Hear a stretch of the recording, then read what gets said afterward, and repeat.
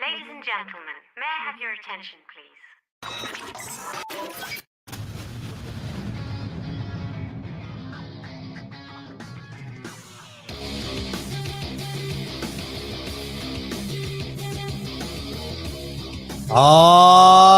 Yes. Welcome into the Colby Sapp IndyCarTim show. I am your host, Colby Sapp, along with IndyCarTim. What is up? My voice is coming back, Colby. Woo-woo! It's not there yet, but it's working on it. Man, if you've got us via download, we appreciate you. If you're here live on Facebook, Twitch, I don't know, YouTube, whatever, we're also happy you joined us. And any way you can do to drop a like or subscribe or do whatever it is that you do on the particular app that you're on, then please do that. We would surely appreciate that. Also, we appreciate any text that we get in on our text line, 214-937-0569. If you're currently watching this, you can see that number on your screen. So use it. Do it. I mean, have any comments, do it there. If you're watching this on your phone and you're like, hey, man, I don't want to use my phone and watch you on the phone and go to a different screen, then, of course, whatever you're watching us on, then we can also accept the comments there. Realize that the comment line, that text line, is on 24 hours a day. So even if later on in the middle of the night, you're like, man, that one thing they said about ham or whatever, I really want to talk about that now. F those guys. Then, text it in. We'll catch it later. We probably won't be right there right then, but, we'll see it. When I get up to go to pee, the 7 times at night that I do that, I might check it and text you back from the toilet. Or he'll just check it. You don't have to worry about a text back. Just, he might. Depends on how many he's had to drink. So it'll be a lot. You've been warned. Man, Tim, we have a couple of things. Is it already shade time? I don't know what's going on in there with your.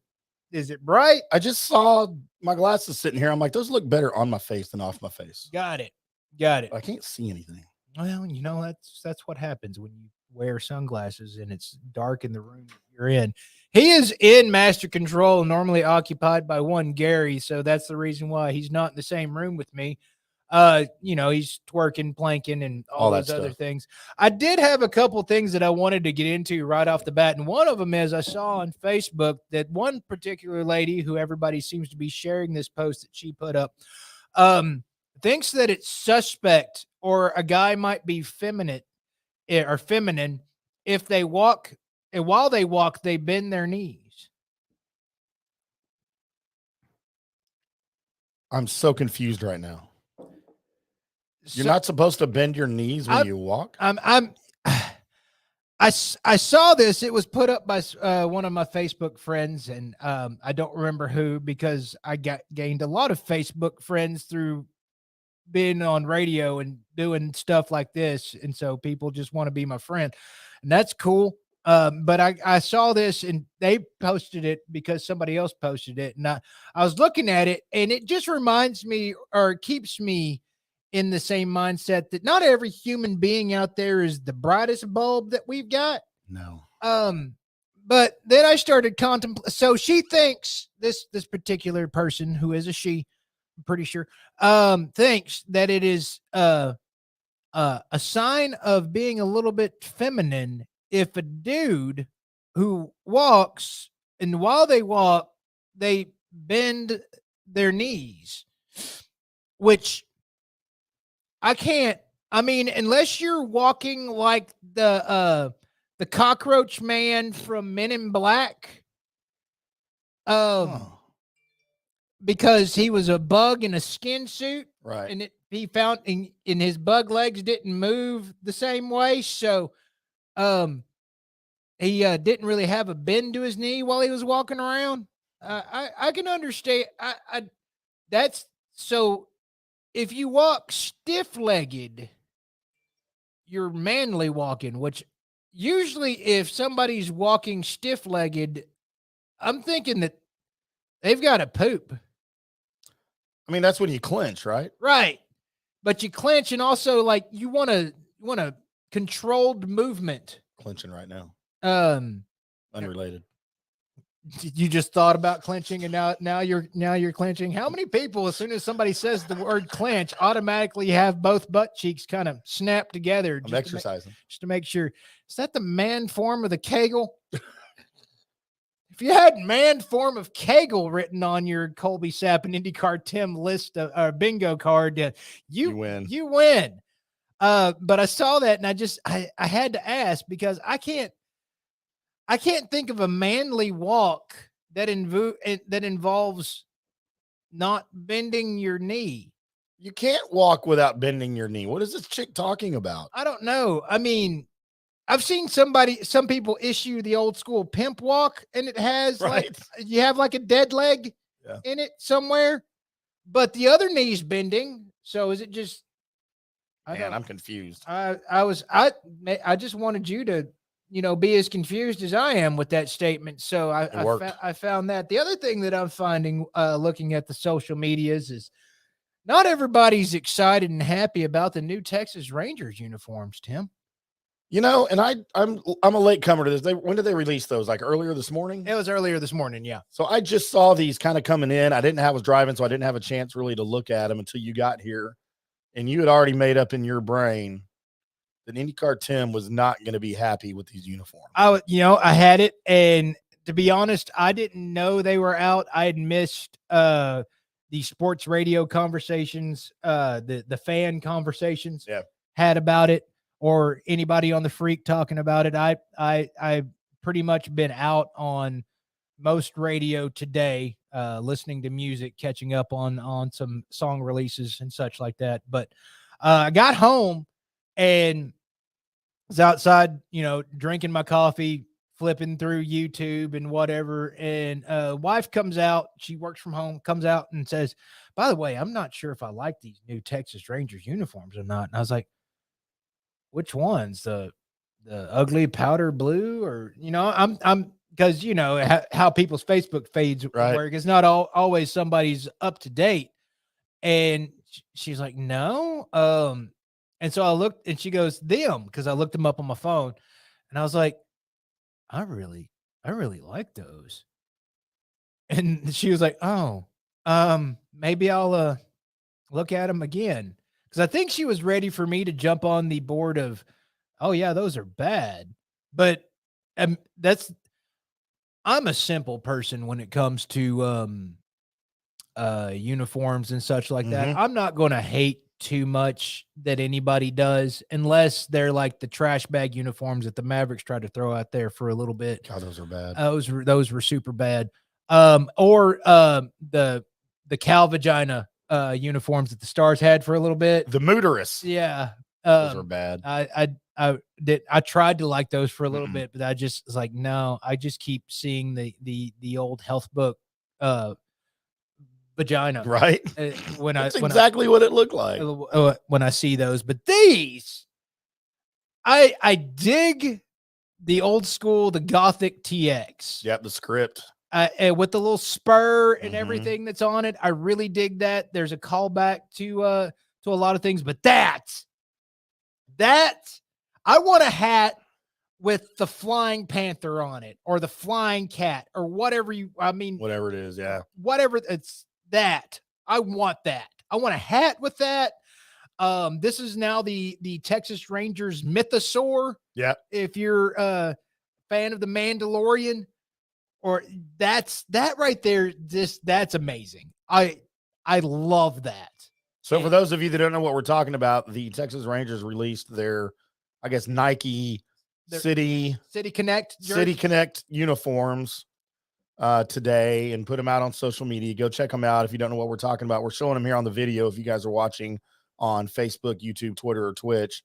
And so the colors are different. It's a simple black and white. It's a white top, right? Black pants, black hat, with this really cool TX script. Like Colby said, the X has a third cross horizontally through the middle. That's a spur. It's got the star like on the right side of it. Yes, it's a Lone Star spur. Yeah. Thank you. And then the T right before the X, it's all kind of old school. I'm talking like, when I say old school looking uniforms, I'm talking early 1900s, like something you would see from those days. And it looks really good. I think I really do dig these. And the numbers on the chest, on the front, on the right side, whereas the TX logo is on the left side. Right. And dude, it just looks freaking awesome. It's the old school too kind of font with the numbers where like the 0 has the slash through it and such like that. The top of the 5 and top of the 3 are really thick and they kind of thin out throughout the number. I dig that. And that color red just really shines through it. And I love the fact that we get a Texas Rangers variation or variant, if you're an MCU fan, that that goes with the black and white and the simplest of colors. Yep. I dig that. Now, I will admit, and this is hard to admit because I've been a Texas Rangers fan my whole entire life. I have never really liked their unis. Yeah, you've mentioned that, and I'm a bit confused. I've never really liked as far as the way they look. I like the red uniforms, the Hunt for Red October back in the day. Yep. I liked those. The blue and the gray look, I've never been a fan of, ever. Well, I know why, because they're so common, right? Like, yes, I get it. I like them just because I've been around them forever. Well, I've been around them forever too. Every time as a kid, I was like, you'd go through baseball jerseys and you're looking for the Rangers jersey and you will pull out every other jersey that's there and it'll just be a slight variant of blue and everything else is the same. And I'm like, oh, no, I'm not looking for a Royals jersey. No, I'm looking for a Rangers jersey. And I would go through, every other teams and finally find a Rangers jersey and it would basically look the same. Right.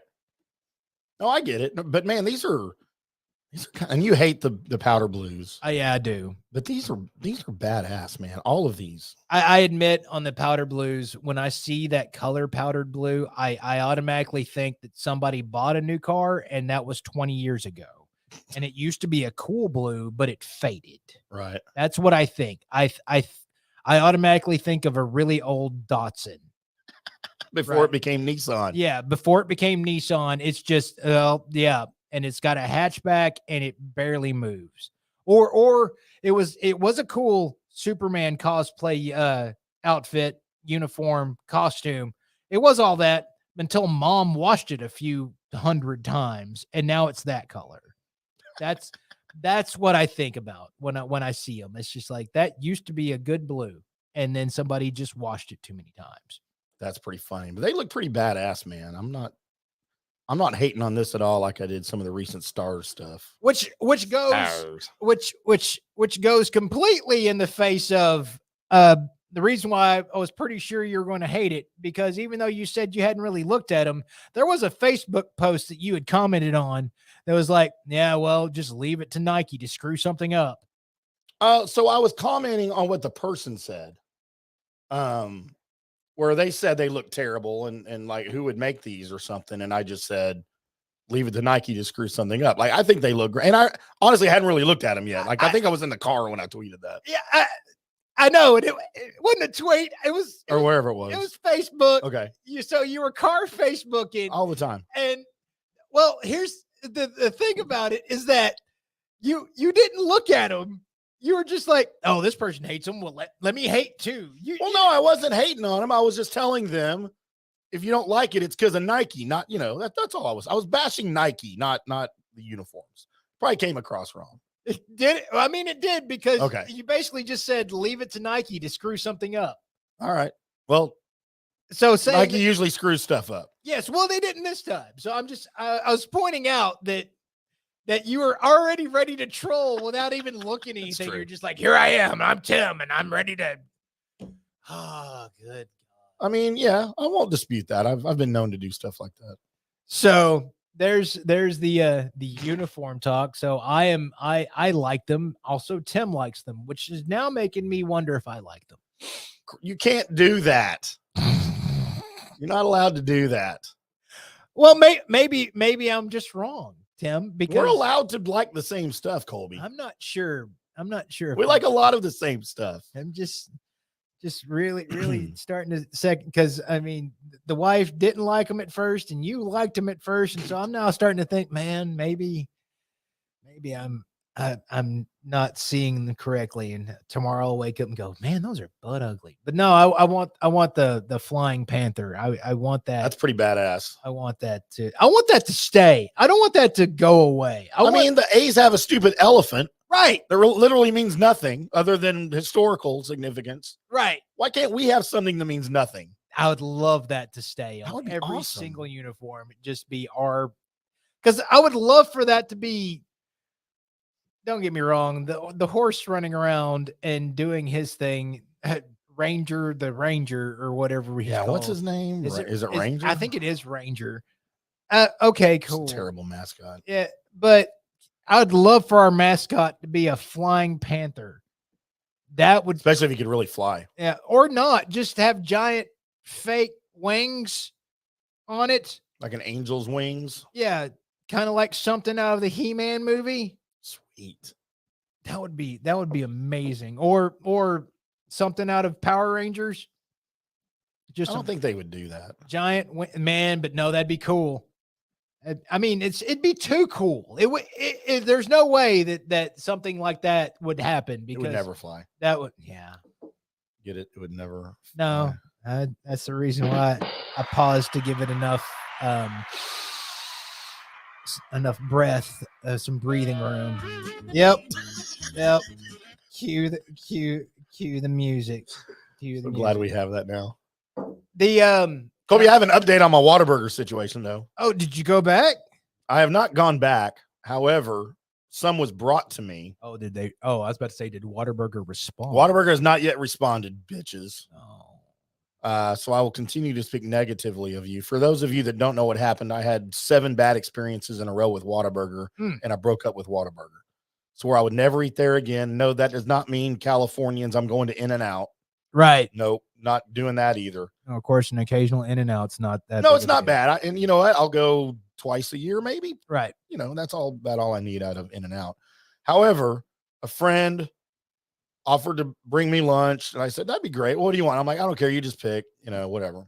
Brought me Whataburger. Of course, it was amazing. Mm-hmm. Number 1 with cheese, grilled onions, grilled jalapenos, easy lettuce, fries, spicy ketchup, and I enjoyed it. So now I'm starting to think, do I need to get back together with Whataburger? Well, I mean, I can't, man.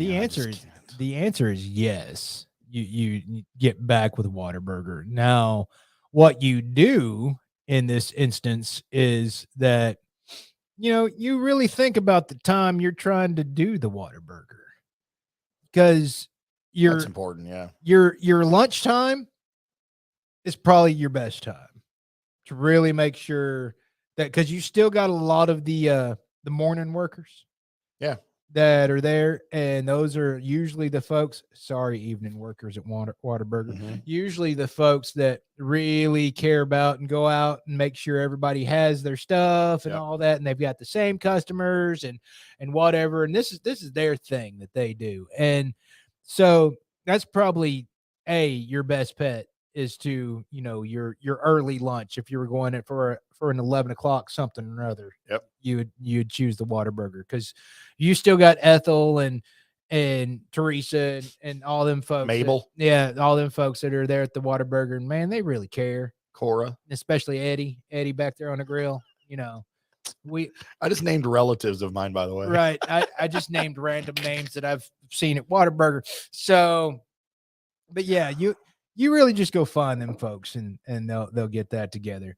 The other thing that I kind of wanted to get into a little bit here is, I feel like that our listeners of the Colby Sapp and IndyCarTim show really need to know kind of where we're going to sit on a lot of things.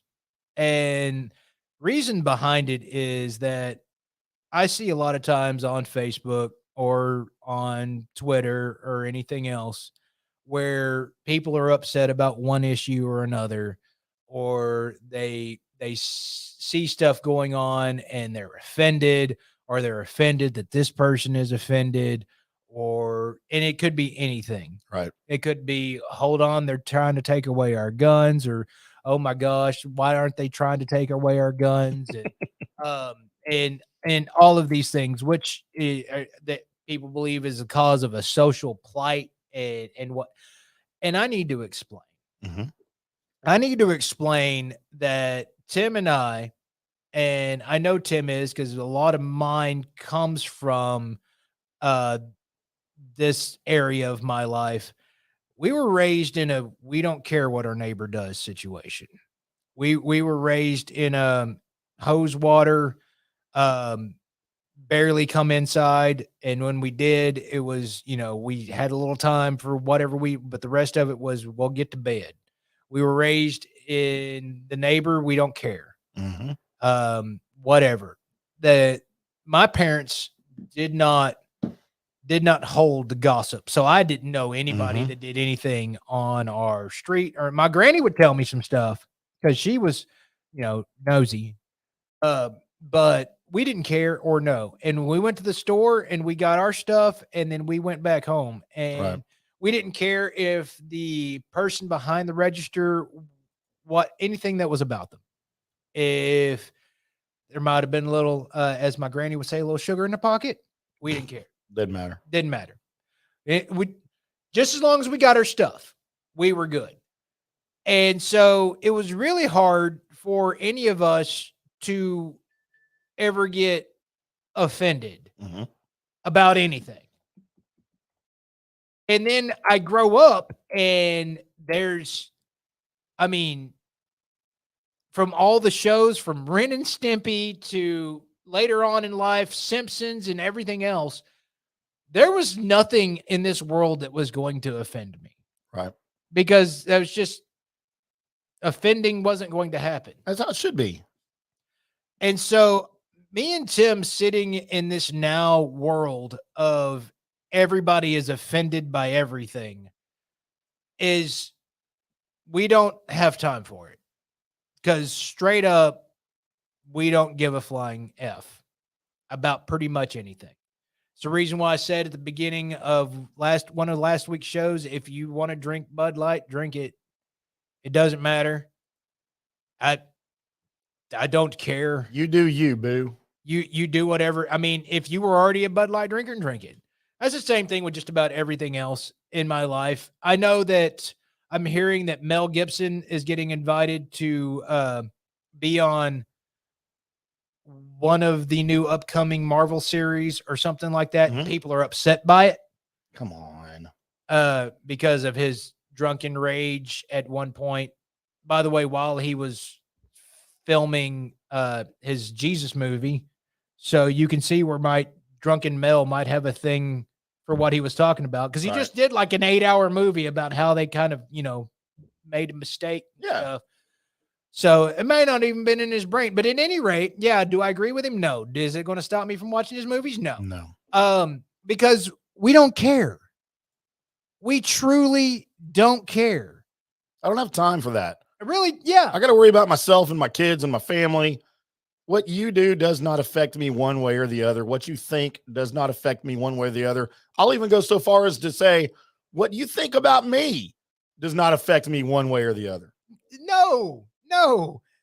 I got over that real quick, fast, in the hurry. I really did growing up. And then if I had any semblance of that left, I worked with Arnie Spanier. That was gone. And it left. Because Arnie's favorite thing to do is whatever came across the fan text was during the commercial break. If anything like was slamming me, he would just sit back and read them. Yeah. Hey, Colby, did you see this one where somebody called you fat? For those that don't know, Arnie's what we call an Esther. He is. And you know what? I read them. Realized I don't care. So I just wanted to throw that out there. If you're wondering about our opinions about anything that's happening as far as anything that is offending people, first of all, if it's all it did was offend you and not kill you, you should be okay. You should be fine. If it didn't physically injure you and you're just offended, well, you'll be all right. You'll make it. So buck up, Buttercup. Yep. Get over it. Yes. I did also want to issue a reminder because I've seen this out there a few times because Kid Rock did his big deal, right? Mhm. And he shot the Bud Light and all of that. And people are now slamming Kid Rock and what have you. And you know what? Fine. But you're slamming him because of his views. And okay, you don't like them. That's fine. I do want you to realize that a lot of times in instances when you don't like somebody because of their beliefs, that you end up being in the same boat as that person that you're trying to slam. Because not liking somebody for their creed, religion, race, beliefs, etc., all follows under the lines of bigotry. Mhm. So, watch calling the kettle black, yeah, because you might be the teapot. And I think we're all better off if we pay attention to ourselves and try to fix ourselves before we try to fix other people. You might want to remove that plank out of your eye before you start trying to fix somebody's yard. Yeah, because we all need fixing. I mean, except for me. No, I might need the most fixing, Colby. you might. Anyway, that's enough of my soapbox. I had that there because I've seen enough of this going on, and you just have to realize that until we get along with everybody, then don't try to get along with anybody. Just get along with yourself. Shots fired. Shots fired. Damn right. That's the old one I brought back. Shots fired. Shots fired. There's an echo in here. There is an echo. Here's my penis. Well, Oh, you know, Lord. I mean, Colby. been known to throw that around. Privacy of my own home. You do you, boo. That's right. Never call me boo again. Oh, I'm not supposed to say that, am I? Turning, I forgot how old, but you'd probably find him in your Facebook birthdays, but I wanted to make sure he got a shout out because of how many times I got to go to that there studio movie grill because of his ass. One Mike Dingus's birthday is today. Oh, the great Mike Dingus. How many studio movie grills is he managing now? Like all of them? I think every one of them in Texas. Does he own Studio Movie Grill by now? Probably by now. So happy birthday, Mike Dingus. And if you know Mike Dingus and you've heard this, or if you are Mike Dingus, then there's your happy birthday. And if you know him, then tell him he got a shout out on the Colby Sapp IndyCarTim show. And maybe come on. We want to talk movies. Absolutely. Movie watching is a sport. Maybe we need to get the Colby Sapp and IndyCarTim show movie watching series going. That would be nice. That'd be nice. That'd be cool. We're going to start off with Mikael Ackerfeldt. He turns 49 years old today. Do I know this person? You don't, but he is the guitarist for the band Opeth. Opeth is one of the bands that influenced the now current Ginger with some of their music. So if you're an influence of Ginger, then I had to go check you out and realize that Opeth is also a kick-ass band. What's his last name? Miguel what? Mikael Ackerfeldt. That makes more sense. All right. Got you down. Turning 61 years old today is one Boomer Esiason. Boomer. Man, was he... If he wasn't left-handed, would like anyone have cared about him other than his parents? I'm just kidding. I mean, like in the football world, like he was the slightly more talented Phil Simms. I mean, he went to the Super Bowl. He did. He didn't win, but he almost won. Almost beat Joe Montana. He almost did. By the way, I don't think I introduced this segment, so some of you might be wondering what the hell is going on. Most of you that are average listeners will be knowing what's going on. But in case you don't, this is the good, bad, and the ugly. This is where I go through the birthdays of today, the famous ones that I have found, and give you the opportunity to tell us who is the good person, who is the bad person, and who is the ugly person. We will also do the same at the end of this list. So we have Mikael Ackerfeldt, the guitarist for Opeth. We have Boomer Esiason, former quarterback of the Cincinnati Bengals, and also the Jets. And he's now... And then back to Cincinnati. And then he's now on the CBS? Yeah. CBS. So there's that. Dwayne Casey turned 65 years old today. NBA coach. Yep, basketball. Mm-hmm. Maynard James Keenan turns 58 years old today. A lot of dudes today. This would be your lead singer of Tool. Yes, it is. They're good. They are a good. I saw Tool in Deep Ellum in like 1990. Did you know?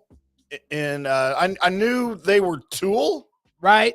I didn't know Tool.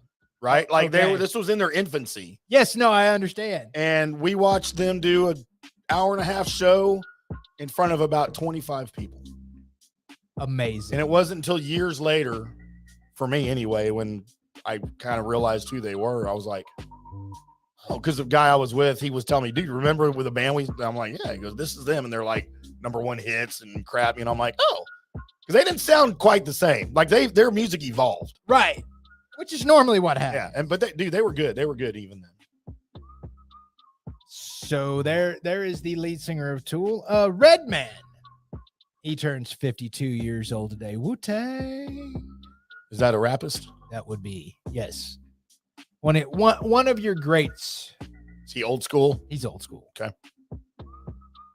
Didn't he do a movie with Method Man? How High? All right, that's where I know the name from. Then I don't think I ever saw that, but wasn't it Is Method Man's the other guy? Yes. I can't believe I remember that. Got a sword to a dance floor, cut a rug. That was like the only Method Man line I could think of at the time. Sean Bean turned 63 years old today. Mr. Bean. Man, you know a movie's good when Sean Bean's in it, right? I don't know who Sean Bean is. Are you serious? I guess not. Should I? Yes. Great. I gotta look up Sean Bean. Sean Bean. How is Sean spelled? SEAN. Sean Bean. Mm-hmm. Oh, okay, yeah. From National Treasure. And well, yeah. It's a bad guy in National Treasure. He is the bad guy. I mean, Lord of the Rings. You could have named just about anything. I never else. seen any of those. Okay. So yeah, that's where I know him from. Game of Thrones. GoldenEye. Yeah. No, he's. Never saw Game of Thrones. Okay. I don't get out much apparently. No? So that's the other thing to know now from this list. If he's in the movie, it's probably pretty good. Right. No, he's cool. I like him. Roddy Piper passed away in 2015. Was he buried in a skirt? You mean a kilt? Yeah, that. I mean, why do dudes that are Scottish get pissed off when you call it a skirt? Because it's a kilt. But a kilt is it's a form of a skirt. I mean, it's a male skirt. No, I mean that's it's not a bad thing. It's a kilt. It'd be like walking up to I don't know what would be one for you. Somebody walking up and saying their hockey jersey. It's a sweater. Yeah, but I understand people's ignorance though. Right. Well, but it's a type of jersey. It is. But so kilt is a kind of skirt. No, but it's called a kilt. Okay. Get it right. All right. You think he was buried in one? I wouldn't doubt it, to be honest with you. Did you ever look under his kilt? He had on his wrestling trunks because he would take off the kilt when he would wrestle. Oh, that's right. He did, didn't he? Yeah. So he wrestled him some Von Erichs back in the day. And him and Hogan had so much heat during the day. Good God Almighty. But the ultimate and the greatest is They Live. Have you ever seen that movie? Mm-mm.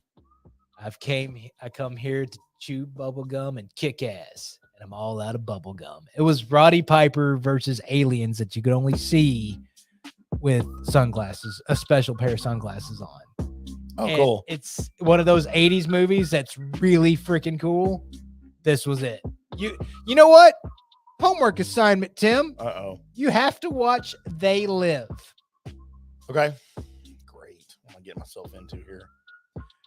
Rooney Mara turns 37. Dude, she is not only a good, she is NFL royalty because I've explained to you where she comes from, right? Yes. What two football families that she's actually named after. She is the byproduct of the Rooney family that owns and have owned the Pittsburgh Steelers since day one. Right. And the Mara family, the owners of the Giants since day one. When I say day one, I mean like 1920. And she is a culmination of both of those football royalty families coming together. And her and her sister, can't remember her sister's name. They're both like pretty big time actresses now, Right. and both hot. Oh yeah. And I hope one day one of them has a baby, and they name it Dallas Cowboy.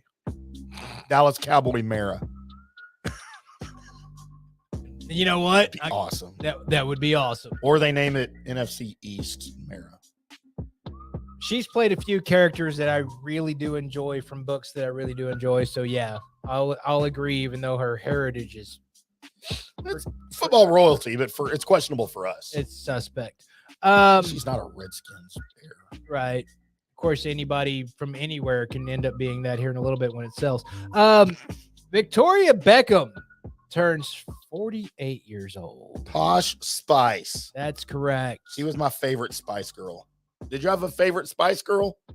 But you liked Ginger Spice. Ginger was, yeah. Or Naughty. Wait, Naughty wasn't one of them. No. Baby. Baby was, I think mine was Ginger. I think so. I don't remember. Scary was one of them. Right? Scary. Yes. Ginger Spice, Baby Spice, Posh Spice. I feel like I'm forgetting one. I feel like you're naming more than I could have. Ginger Spice was in, I think she was in Playboy or Penthouse. I'll look that up here in a little bit. What to say? Thank got God. naked. Thank God for phones, She got naked. internets, and Internets. Jennifer Garner turns 50 years old. Internets. She is, by the way, Jennifer Garner is like the queen and or princess of the Sumta Hot. Sometimes she is the hottest thing on the screen and nothing will ever replace how hot anything could be. And then sometimes it's like, oh, what happened? Okay, so I agree with half of that statement. I've never seen Jennifer Garner hot.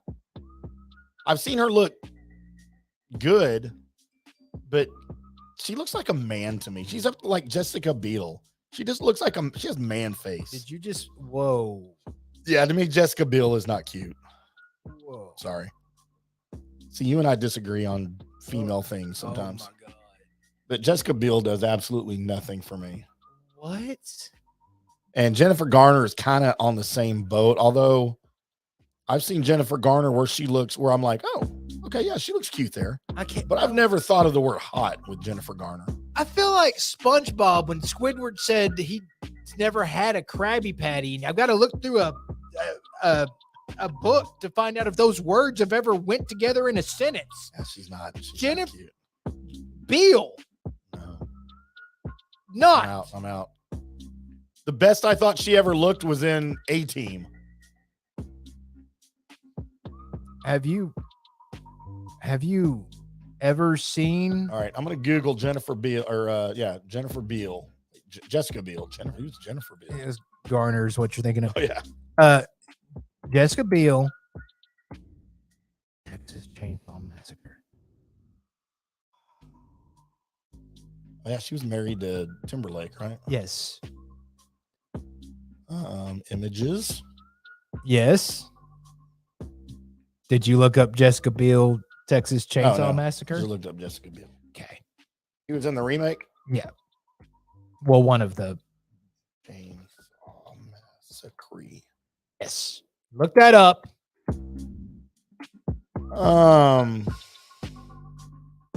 Tell me. I mean, yeah, she looks pretty decent there.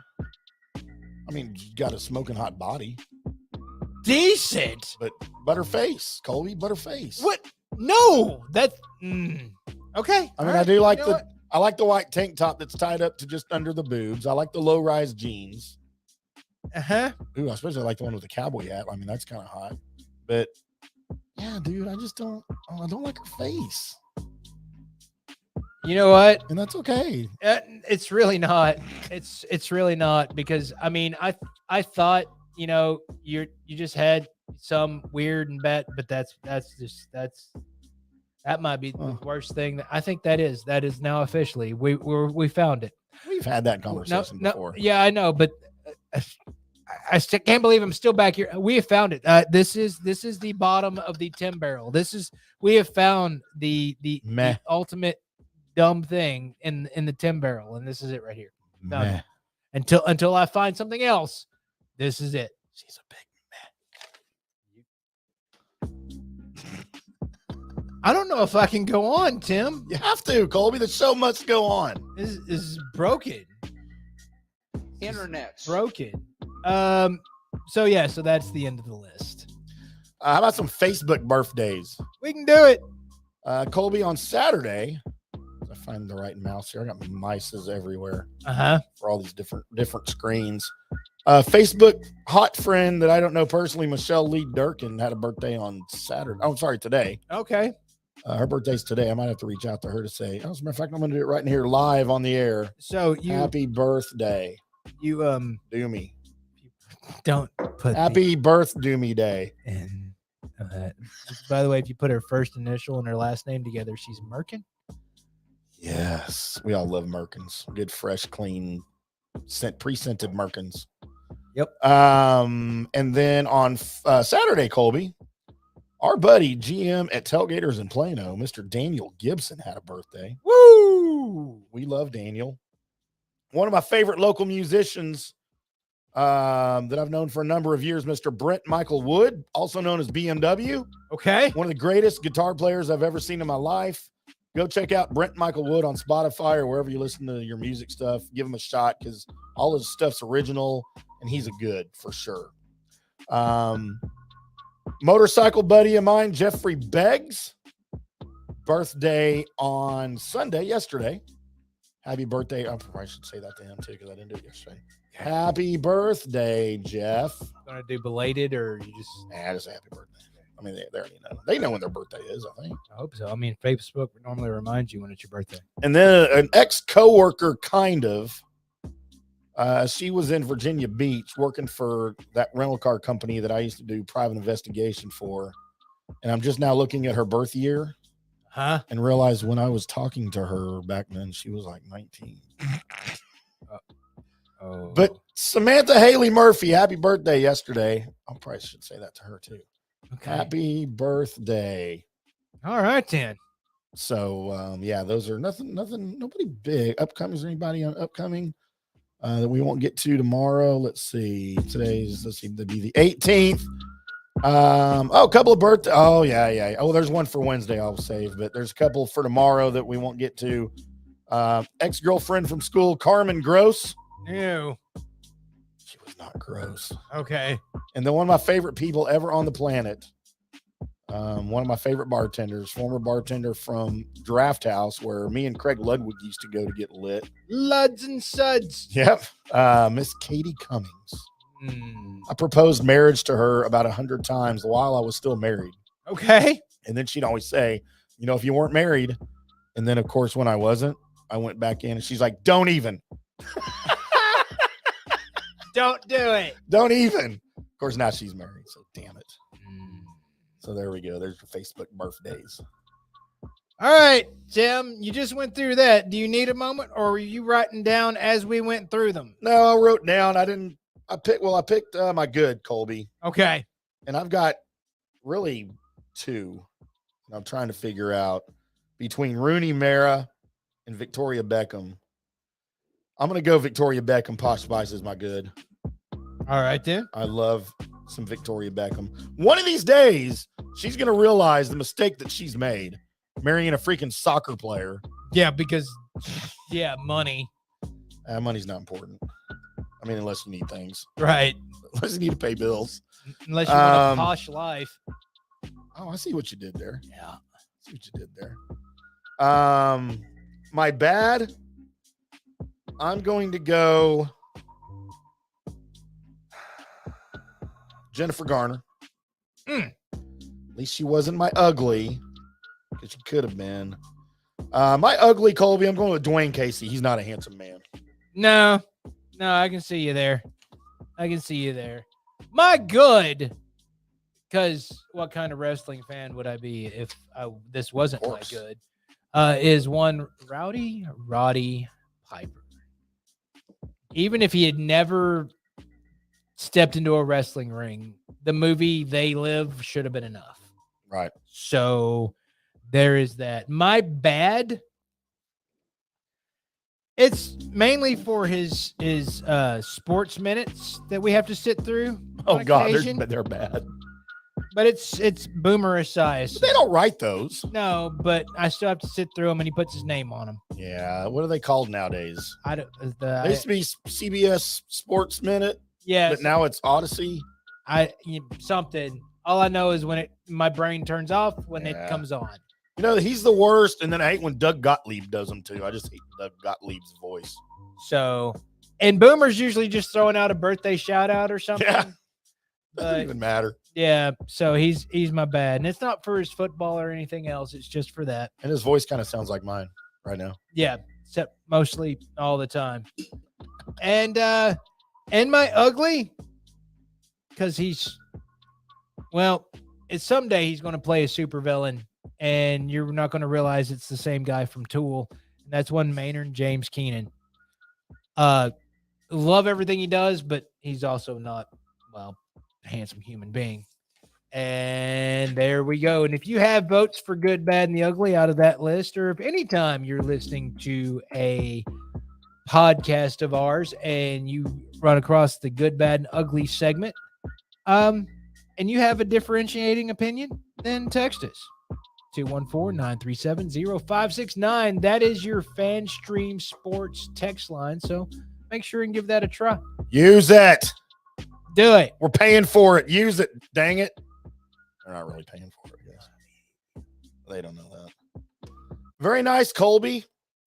Before we get to our break, I have and I think you're going to love this if you haven't already seen it. This is something that went around the late night talk show circuit for a while. Kind of a feel-good story, I guess, in a world where everyone's bitter and everyone hates each other and everyone hates things about each other. And right. Every once in a while we need one of these stories that's just like two people that don't even know each other and how they turned a mistake into awesomeness. Love As that. Colby, I need to tell you the story of a misdirected email and the man who made it epic. So thanks to an email typo, let's get some production music here. Thanks to an email typo, a man in Arizona was accidentally invited to a total stranger's bachelor party. William Novak lives in Phoenix, Arizona, and he was the wrong William Novak. Now we've got visuals here. Let's put William up on the screen. Okay. So William Novak, decent enough looking guy. A couple of weeks ago, he got an email that was titled Angelo's birthday party, inviting him to a party in Vermont for a guy he's never met. That's because the email was meant for a different William Novak. But the email address was completely misspelled, so it went to this guy instead. So while normal people, me, probably would have just ignored it. Delete, whatever, spam. Yeah. Would have forgotten about it. Or maybe some people would reply, hey, wrong person, don't know you, don't know who you are. No, this guy hit reply all and said, F yeah, count me in. Ha! The guys organizing the party wrote back and said, you're not the guy we meant to invite, but you sound kind of awesome. Get your ass to Vermont. So again, we get like 1 million emails every day. Right. Our inboxes are freaking full of, emails telling us to do stuff we don't want to do. Pay your bills. You got a meeting tomorrow at work. It's all crap we don't want to do, right? Well, somehow this guy got an mistaken email telling him to take an adventure, and he did it, dude. He did it. He got in that car. So, it gets better. He didn't have to drive. So Will's a new dad. He doesn't have money to be throwing around on spontaneous trips, right? So he started a GoFundMe page called Go Help Me Go to a Bachelor Party of a Guy I Don't Know. The whole trip was funded in 2 hours. What? He asked for $750. He got over $5,000. I got to start a GoFundMe page. He asked 2 hours, Colby. He got over $5,000. So to make sure he wasn't a murderer, the guys organizing the party asked him to send a photo of himself. And because Will's the coolest guy ever, he sent this photo. which is a photo of him doing karate in 2nd grade. Right? Epic. Epic, and also I would question things. So just when you thought it couldn't get better, that photo became the official T-shirt for the bachelor party. That's okay. These are folks that roll with whatever's happening. Right? The weed is good in Vermont. Man, you must think so, right? So word got out about this whole thing on social media, and then more cool stuff happened. People in Vermont offered the guys free ski lessons, free tattoos, Oh man. free beef jerky. Yes. I love beef jerky. But the best of all, when Will landed at the airport in Vermont for the bachelor party, a guy from a local brewery showed up and met him there with a ton of free beer, Oh, that's amazing. like pallets of beer. Let's roll. Let's roll. So how did all the bachelor party go? Well, it was pretty standard. They did the regular bachelor party stuff, drinking, cigars, some girls. But Colby, they also got to drive around in a free Maserati that was offered to them. That's nuts. All because Will Novak responded to the wrong email. That's amazing. I first of all, not only because of him, but because of the coolness of the people that were like, oh, he sent a picture of him in karate, Right? and elementary. Oh, this guy is amazing. Just rolling with whatever. They don't know what's about to happen. Nope. And they're just like, you know what? This is cool. Normally, that's the part of the story where in news and notes where it turns bad. Right. But it's actually cool when it turns out like no plan, no thinking. Let's just roll. Let's just go and let's see what happens. So good. All of that from a bad email. Like, again, when I see something I don't recognize, sometimes I don't even open them. I just delete, spam, whatever. Right. I think I'm going to start paying attention to my emails now.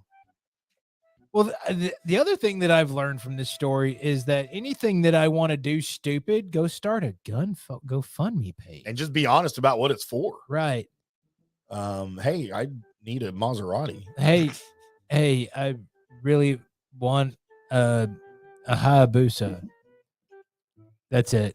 that's the GoFundMe. That's the GoFundMe. Want a Hayabusa. Right. Anything you've got will be appreciated. Shout out to Ron, by the way, who commented in on Facebook. Says, hey, boys, Ranger Stars basketball, and you guys all good. I guess he's watching all of it. Well, you know what? I've got hockey on right now, and soon to be Dallas Stars hockey. About 30 minutes or so, yeah. Yeah, and a little wrestling going on. I didn't turn NBA on for you. I didn't know how much of an interest you had for that. The Stars aren't. I mean the Mavericks aren't in it, so I've pretty much dialed out. That's kind of what I figured. And if the Stars end up, winning the damn thing, then I'll be in the whole way. By the way, we hope you guys enjoyed our discussion on the Stars going into the playoffs with one hockey hawk himself last week, Mr. Gavin Dawson. Spittle. I mean, God, I knew I was going to say that. Gavin Spittle. If you didn't get to hear it, go check out dspmediaonline.com. Click on Colby Sapp IndyCarTim show, and you'll find the video and the audio portion of it there. We would have more video portions, except for he was on the phone. So he was the greatness on the phone, like he should have been. Should have been. But the good news is, Colby, he agreed to come in studio with us. He did later, either in this series, which I kind of feel like we need to do this series, and depending on how it goes. Might not be in next series. Don't jinx anything. And we will talk Stars hockey coming up middle of the next hour for you guys for sure. Damn right. As we get into some NBA stuff as well for you. I just don't know how much of an interest people have in the NBA, especially local here in Dallas. Do people care about the NBA playoffs if Mavericks aren't in it? If you're an NBA just dude and you love it, then you're into it. I am just a Mavericks dude myself. Pretty much football is the only thing that I'll continue to watch the playoffs once my team is out. and that's mainly because that playoffs it's just so limited. It's just the one game, Right. and it's one and done. It's over. And yeah, I can sit through that and enjoy it. Hockey, I know the playoffs are amazing. It's just watching other teams and gearing into another team for a long 7-game series takes more. Like if football was a long series, I'd be like, okay, yeah, no, I'm not sticking to a series on that. So if the Stars are in it like this year, will you also pay attention to other series that, like especially in the West, the, future possible opponents of the Stars? Yes. Okay. Yes, I will do that. I will pay attention to pretty much everything going on. But once either the Stanley Cup is raised, right, and or the damn thing or the Stars are, whisked away out of the playoffs, that's pretty much when I give up all my care. Right. And it's back to catching up on all those movies and TV series that I've still got in the back of the folder to go watch. I mean, seriously, every sport except basketball, because I hate the NBA. I will watch playoffs all the way through it, especially hockey, my favorite sport. Even if the Stars aren't in it. I'll watch the Stanley Cup, the actual Stanley Cup finals. I'll watch those. I'll watch the NBA finals. I won't watch I'll watch some of the World Series. I won't watch all of it. Really? Okay. And that'll probably change this year with the happiness that's surrounding baseball right now with the Texas Rangers. So. Yeah, and Ron, he said the Rangers are on a tear. Ron, we will talk Rangers, not tonight, but we'll have a spot for it Wednesday night, so tune in for that for sure. Hey, man, we're on our way to the boot. First place Texas Rangers. Took 2 of 3 from the Disastros. Damn right. And man, And the one game they lost was the game that John Gray was pitching that he left in the third after getting hit by a bat. After he threw the ball, he got hit with a line drive off the elbow. So, right. They had to find a way to cheat their way into winning that game. Freaking cheaters. Jackass. God, I hate the Astros. Disastros. Colby, you want to take us to break? Sure. I was just making sure what time it was. I was going to have another segment to bring up, but we'll go to break. But before we do, I'm going to tell you what's coming up. We do have the best NBA players who played for only one team. We've got a little bit of playoff talk with your Stars and your Mavs not being in it. And then I've got news and notes. And also we might have a little bit of video that's kind of funny. And we'll play that next on the Colby Sapp IndyCarTim Show. Hello, sports fans. FanStream Sports. Hello, friends. IndyCarTim here with the Colby Sapp IndyCarTim Show here on FanStream Sports. Want to tell you a little bit about our friends over at the Highlands Performance Golf Center in Carrollton, Texas. They are everything you need to become a better golfer. Are you tired of losing to your friends? Are you tired of losing to your wife? Head on over to the Highlands Performance Golf Center. Take advantage of their PGA teaching professionals, or head on over there with your family. They've got family fun over there for you. The 18-hole par 3 mini golf course is newly renovated and beautifully landscaped. It's designed to challenge players of all skills and abilities. They've also got junior programs and summer camps for your kids if they're showing an interest in the game of golf. Head on over there, explore all the family fun at the Highlands. And don't forget about the teaching professionals. They've got several instructors ready to work with you privately or in group sessions, as well as all of the latest technology to assess your problem areas and help you drive farther and straighter. Because, boys, it's all about length, right? Their on-site fitness instructor will work with your physical fitness, helping you gain mobility and fix pain points that are limiting your game, because you can't make the perfect swing if you don't have a good body. It's all about the body, boys. Head on over to the Highlands Performance Golf Center. Get your golf gear there as well. In Carrollton, on Trinity Mills, in between Marsh and Midway. Check them out on the web at highlandspgc.com or give them a call at 972-733-4111. We'll see you there. Guys, let me tell you about Bay Area Modern Medical Center. Are you experiencing low sex drive, fatigue, hot flashes, moodiness, and you just don't feel like you have the vitality you once had? You're not just getting old, it's likely low testosterone. Studies over the last 20 years show a shocking decline in younger males aged 16 to 39. Older men have seen a sharp decline as well. Do something about it. Go see my friend Christopher Lugo at Bay Area Modern Medicine. Testosterone replacement is not a frivolous treatment. It takes a professional, targeted approach that focuses on total body wellness, vitality, and emotional stability. Not a one-size-fits-all approach like many clinics use. They will monitor your blood work and adjust your treatment as needed for optimal results. Call 844-977-3477 or go to BAMMC.com. Jeeves Law Group. I've known Scott Jeeves for quite some time, and he's just like us, a huge college football fan, but he's not just another PI attorney. Damn it. He is a ferocious advocate for his clients. Scott Jeeves is a board-certified civil trial lawyer and a certified circuit court mediator practicing in Tampa Bay for over 30 years. He is an AV preeminent rated civil trial lawyer and certified circuit court mediator. Folks, these designations are not just given out. They're given only to the best trial attorneys. But more than anything, Scott takes these cases personally. I've heard it from his clients. He's a fighter you want on your side. Insurance companies hate it when they see you're represented by Jeeves. He's just different. 727-894-2929 or go to JeevesLawGroup.com. That's JEEVES lawgroup.com and tell him JP sent you. Coming back at you. Now, more Fan Stream Sports.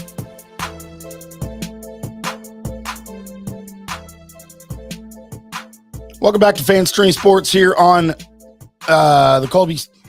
Jesus, I'm stupid. Welcome back to the Colby Sapp and IndyCarTim show here on Fan Stream Sports. That announcer guy got in my head. Again, we want to remind everybody here as we go into the second hour to use the text line that we just got, 214-937-0569. Text us anytime, especially during live shows, and we will text you back, make you part of the show, interact with us. If we're not live, you can still text it, ask us questions, comment on previous shows if you're listening to recorded podcasts and all that. And we'll be happy to interact with you that way as well. We'll respond to you when we see it and maybe bring you up on the next show that we're on. But, just interact. This show's for you guys. We would love to hear, especially you, Ron. You're on Facebook all the time. Now you can text us. You ain't got to go to Facebook all the time. 214-937-0569. What were we calling it? What was the other word? We plow with a random zero in the middle of it. we plow line. The we plow line. I have to come up with a name so that everybody can remember it. Right. But coming out of the break, we wanted to share a funny piece of video that Colby found here. Yes. It's kind of epic. So at ESPN, you know how they have that set up to where they have, the two guys in house and then your two reporters that are wherever they're at. And this is Get Up. Yeah. ESPN's Get Up. Yep. Early morning. And it's live and they're talking. And one of the guys, well, you just got to see it because normally he's a really, really loud, just make you mad guy. And for this to happen to him, it's kind of funny. Wendy, that's why I'm playing injured. I'm trying to figure out, why are you the only one whispering? Everyone else is answering questions and talking. You're whispering. Why are you whispering? Well, we all have adverse situations, and apparently someone in the hotel room next to me was not a Get Up viewer and not happy about the early wake-up call here in Phoenix. And let's just say that messages have been delivered not in a soft manner. So I'm trying to avoid having a rap on any part of my body. Did the hotel manager tell you, knock on your door and say, quiet down in there? This individual did not contact the manager, but their point was made very strongly. So I'm trying to respect my neighbors here in Phoenix before 7 a.m. here. That is true. Tell them to turn on Wendy Get Up, man. They know why. You got backup coming, Wendy. We got you, brother. Yeah, exactly. Listen. That's hilarious. That's a very Colby Sapp and IndyCarTim thing to happen. Okay, so hilarious because he said that the individual didn't get the manager involved, which only means that he was Mr. Windhorse, Wendy, however you want to call him, was being his normal loud and obnoxious self in his hotel room. Right. And neighbor decided to come over there and, hey, people trying to sleep, which I imagine the response came to as Wendy opened the door and be like, hey, I'm That guy's name is Wendy. It's Windhorse, right? I don't know who it is. I couldn't tell. I don't know that I know who that is. I don't think we're calling him Wendy. So not Wendy with an E, but Wendy with an I. Yeah, because Windhorse. So I guess that's. Oh, is that who it is? Okay. Yeah. So at any rate, he gets yelled at and threatened within an inch of his life, and now the rest of the time he's like, "Yes, guys. So I'm going to comment on what I think the Dallas Mavericks are going to do in the offseason. And well, they're probably going to go." Dude, that was pretty funny. Oh God, that's hilarious. And that to happen on live TV. And I mean, you think about things like, I never think about that they're in a random hotel room or whatever, that I would think that they would make their way to some local studio somewhere in whatever town so they can go. That's hilarious. But he's just in his hotel room chilling. He's in his hotel room. He's got to go on TV for a little bit. Guarantee you didn't have pants on. No, I wouldn't.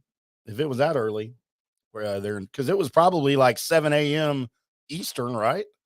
Yeah. So if you're in Phoenix, that's what, 2 hours? So it was like 5. Yeah. Poor dude's trying to sleep. Probably had a hooker in the hotel room with him. Right. He's trying to sleep it off. And here's some dude rapping about the NBA. Oh yeah, no, that would completely make me mad. You think about it. Hey, he's probably there on business. Yeah, he's probably got something he has to be doing in the morning. He's got a couple more hours worth of sleep maybe before he's got to get up, and then just to have super loud talker man in the room next to you. Hey, you would think that ESPN guys would stay in a little bit ritzier hotels that might have thicker walls, but apparently not. Yeah, I mean, I wonder, I don't know what the situation was, why he was he's probably there for the NBA playoffs. Mm-hmm. Probably there for the Phoenix series. So that makes sense. Because he has to be there because he can't just watch it on TV. Well, ESPN doesn't have any money. They're laying people off, right? Right. Although they just gave Marcus Spears a freaking 5-year deal. Did you see that? Former Dallas Cowboy and Baltimore Raven. Well, they re-upped him. You got to give him money. He's not bad. I didn't like him early on, but he's really come on. He's kind of showing me a little something. He's he's good to have on there. He's like the anti Stephen A. Smith. Mm-hmm. So when I'm feeling down about the Cowboys, he'll come in and give me something good to think about. Save you. Yeah. All right. So, Colby, let's get into some list because list making is a sport. List this. As both Corey Majors and CA would agree. Yes, they would. Because you just comboed there. I did. Just comboed both of them. You just made a Chris and Corey sandwich. And this is gross. Probably wouldn't eat that. This is ranking the 10 greatest NBA players who played for only one team. Because this is one of the things I hate about the NBA right now. There's no loyalty, dude, on either side, from the teams or from the players. I kind of get it. Yeah, it's a different time. I get it. I agree with it because there was never a whole lot. I mean, way back in the day, of course, there was loyalty to both sides. Yeah. But then the loyalty started dying off, owners first, right? Yeah. And once that happened, then the players were like, you know what, that's fine. We can do our thing too. And then they've gained back. It'll switch back over. It's just out of control right now, though. And I feel like LeBron was the impetus of all of this that I hate. I mean, kind of. He moved. The reason why he originally moved out of Cleveland is because Cleveland's owner was kind of not a good dude. Yeah. But then he went back. He did go back because he did have, he did want to get that championship for his hometown. He accomplished that. And now he's basically moving around to where he's can, fill the most shoes and fill the most seats and get the most money. He went there. I don't blame him for anything. I don't look to him to be a national hero or anything like that. Right. You're super talented. You've been super talented your whole entire life. And so go do things. That's fine. Right. I mean, he's doing exactly what I would be doing in his shoes. Man, see, I don't know if I can say that or not. I mean, I'm not in his shoes, but I feel like that would just wear me out. And I felt like it would sully my career playing for that many teams.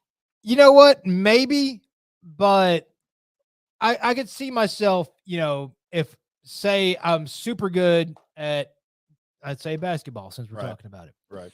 And I get drafted by the Mavericks.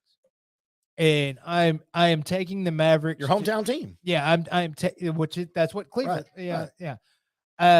I am taking the Mavericks to, finals after finals after finals, and they won't put anybody around me, and I can't beat the West at all. And I get irritated because I keep getting compared to Michael Jordan, yet there's nobody else that they're putting on my teams. I'm literally taking Craig Elo with me to the finals year after year after year, just getting my ass beat. And comes time for contract time, on a boat, hanging out with some buddies, and they're like, we're all going to Miami. You want to go? And we've got room. All right. Let's go get these finals things out of the way. God, I hate that. I think I hated the way he did it too, with that freaking spectacle. Right. And I think ESPN has a lot to blame for Taking that. my talents to South Beach. Come on. ESPN has a lot to do with 100%. that. They sold a lot for it, and of course, he probably made a good bit of money off of it. And if you're telling me here's all this money, you want to do it? Okay. Yeah. No. I know why he did it. Right. I just hate it. Yeah. I think you're right too. And my side of it is I'd have done it. Yeah. And I'd have been okay with you hating it, but I'd have done it. Right. And then the Miami thing, I'm glad the Dallas Mavericks beat them and all that kind of good stuff. But I understand why he did it. And then at the end of it, you go back and you're like, man, no, I need to go get that championship for the Mavericks. Or, I would have done that too. And once I accomplished that, then I've been like, all right, I've done everything I've set out to do. Where does my family want to go? Oh, you want to go to LA? Oh, I'll go to LA. Right. And I'm there.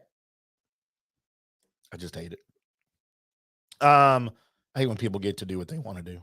Well, I mean, when you're as good as if Jordan was in this era, I don't think Jordan would have played with the Bulls that whole time. Man, see, I think he would have. I don't know. We'll never know. No. We'll never know. Number 10, Colby, on our list of the 10 greatest NBA players who played for one team. And of course, we're going back a ways on some of these, right? When I say back a ways, not in the last 30 years. At least one that should be on this list. And he is. Okay. Might not be as high as you think. I was a little disappointed. This comes from Actually, I can think of a couple right now from my favorite era of basketball. This comes from our friends over at Clutch Points. Okay. Number 10. It's hard for me to say his name because I hate him so much. Manu Ginobili. Oh, as the new school used to refer to him as monkey butt head. Monkey butt head, because man, he did. That bald spot was not attractive. Was from Argentina, right? I feel like he should have just shaved. Well, I mean, you can do whatever you want to. I mean, the Spurs weren't out there because they looked good. Career average of 14 points, 4 rebounds, and 3.8 persists and assists per game. And man, he played a role on that San Antonio team, 4 titles, and coming off the bench for the most part. And he won the 6th man of the year, I think, one time, and 4-time NBA All-Star. So I know he was talented. He just played for the Spurs, and I hated it. Right. He was smooth. I'll describe him as if Vlade had speed. Yeah. So plus he was pretty good from distance to it and all that. So yeah. So there you go. You're as a career 6th man, you're not going to get much better than 14 points, 4 rebounds, and 3.8 assists a game. Right. Number 9, Colby, from the Detroit Pistons bad boys days, Isaiah Thomas. Oh man. Career stats: 19.2 points, 3.6 rebounds, and 9.3 assists per game. His game is something that you would had to have seen in order to be able to really understand it, because just looking at his stat lines and all that, you're like, meh. But no, he was better than people that now just go back and look at stats. I mean, yeah, because the things that you don't see if you're just looking at stats, he was the centerpiece of that Pistons offense. Right. That went to 3 straight NBA finals, winning the last 2. No. in 88 or 89 and 90. By the way, a team with Mark Aguirre traded away from the Mavericks in 88 to Detroit. He was also a two-time NBA. So I said two-time NBA champion. He was a finals MVP one of those years, 12-time All-Star, 5-time All-NBA selection. And he once led the league in assists. That was one of my favorite NBA teams to watch play, man. Was those bad. That's how basketball should be played. Because Lambeer was clotheslining everybody that came anywhere near him. Loved Bill Lambeer. I hated that he went to Notre Dame, but I loved, God, he was just a badass, man, on the court. I was usually rooting against whoever was playing against them. I mean, that team had Rodman, Vinnie Johnson. There was nobody to really like on that team. You know, and Isaiah Thomas got overshadowed a little bit by Magic Johnson in a lot of the 80s. Right. You know, through that time. Because, I mean, Magic was a better point guard. But, and Isaiah Thomas, he was a badass. Number 8, I don't care what team he plays for. I don't know how anyone can have a problem with this guy. And if you do, you're a bad human being. David Robinson. Not David Robinson also. Right. Just David Robinson. Right. David Robinson also once quit a radio show because he said he was in a traffic accident, but then saw him in his car like 2 hours later. Right. That he supposedly wrecked. Right. I mean, who hasn't done that? Right. No, you can't be mad at him. That was before, though, that we really needed to hate the Spurs. Yeah, for the it most was. part, so 21.1 career points per game, 10.6 rebounds, 2.5 assists. You know, they drafted him and they had to wait because he had to finish it, much like the Cowboys and Roger Staubach. Right. He had to fulfill his Navy commitment. But, man, when they got him, it was worth it. They were cellar dwellers before he got there. I want to say that was also about the time Popovich took over from Brian Hill at coach. Pop, I think, if I remember correctly, he was the GM, fired Brian Hill and said, you know what, I'll just take this thing over myself. I think I'll coach. You think that's a good decision? I mean, the jury's still out, right? No. He's still there, guy. I can't believe he's still coaching, man. One of the greatest coaches I've ever seen, and I hated every second of it, but I loved every interview. Yeah, for sure. Robinson's a league MVP, 10-time All-Star, 10-time All-NBA. Of course, 2 championships with Duncan after he got there. Number 7, Colby, the guy who maybe set a style trend in the NBA that should still be there, in my opinion, John Stockton. Those stupid things are coming back. I love them, dude. That's what they should wear. That's why they're called shorts and not schlongs. Okay. We are going to definitely have to disagree in this because the nut huggers should not. Okay, maybe not that short. Not be out for but play. If men's shorts touch or go below the knee, they're wrong. They're no longer shorts, they're capris. I see, that's the difference. My youth to, garner what I thought was I'm actually happy bell bottoms are coming back. Well, on chicks, yeah, they look great. I love bells myself. But it's the baggy shorts.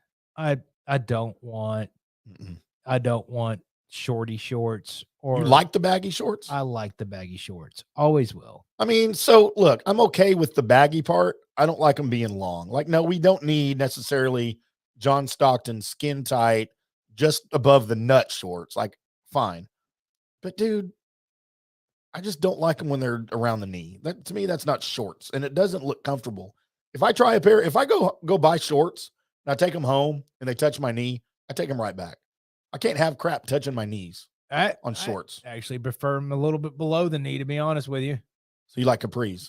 No, that's calf. That's calf, and there's usually tight. No. Ugh. John Stockton, 13.1 points, 2.7 rebounds, 10.5 assists per game. Of course, him and Malone, man, that pick and roll was unstoppable back in those days. And so was Malone. He was, until he went to the Lakers to try to get a ring, and he got shut down. Well, that's why he's not on this list. That team should have won, but who'd those Lakers teams lose to? I don't remember, but I remember it was like Gary Payton, Karl Malone, Kobe Bryant, and Shaquille O'Neal, and somehow that team didn't. Oh my God, that was stupid. 10-time All-Star, 11-time All-NBA, 5-time All-Defenseman member. Yeah, remember what college you went to? Gonzaga. Bulldogs. Mhm. I think they're he's still currently the NBA all-time leader in assists and steals because they played for 55 years. Right. Number 6, Colby. Another guy that if you have a problem with this guy for any reason whatsoever, you're a terrible human being. I'm speaking, of course, of Dirk Nowitzki. Right. That is truth. I mean, talk about loyalty.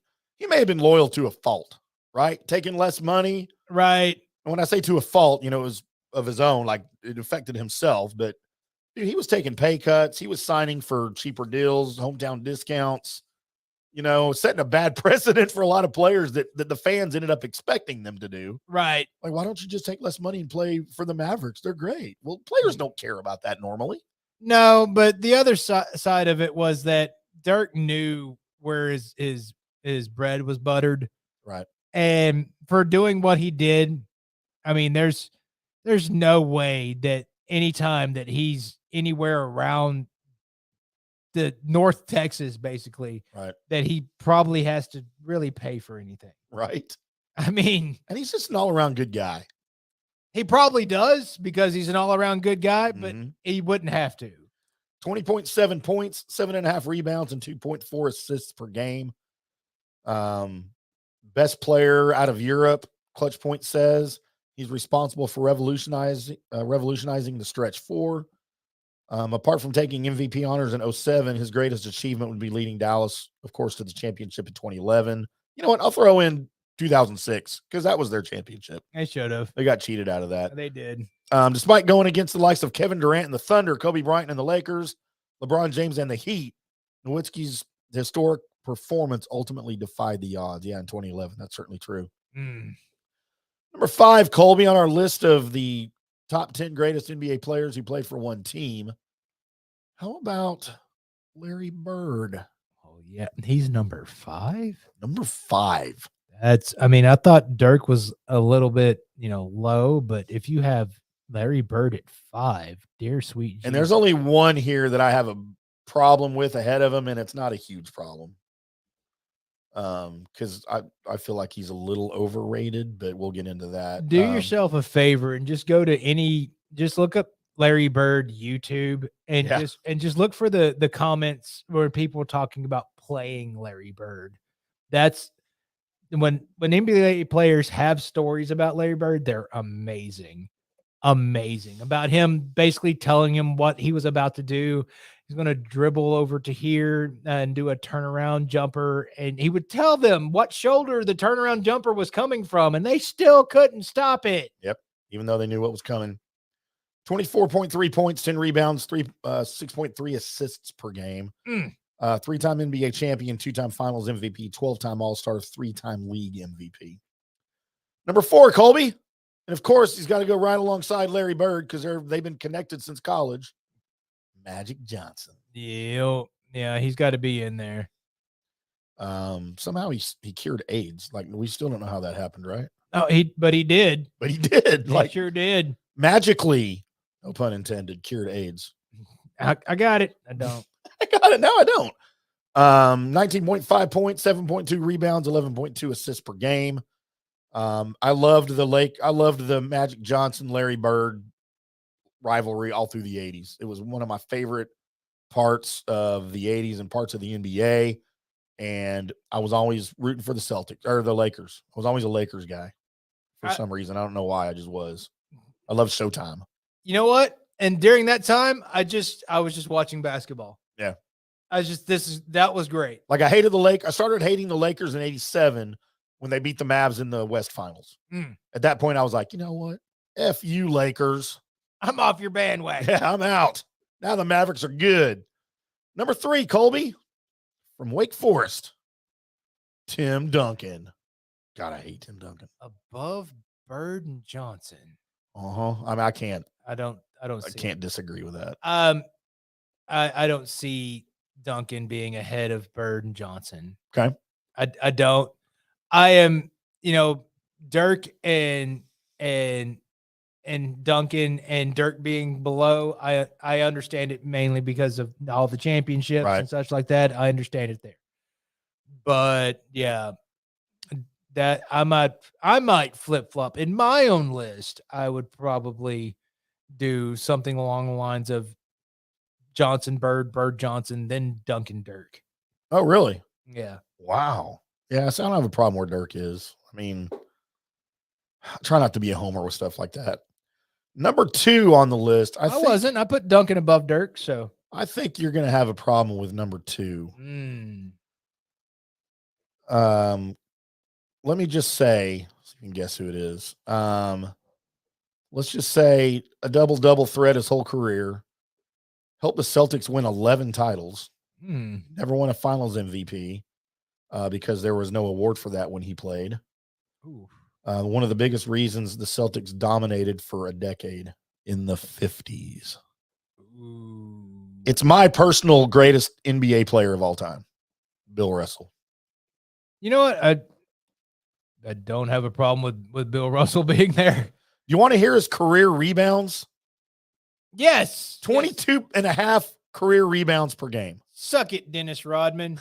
15.1 points and 4.3 assists. Almost 4.5 assists per game for a big man that played in the 50s. That's, well, you know. I mean, they changed the game because of him. The 3-second rule was formulated because of him. Right.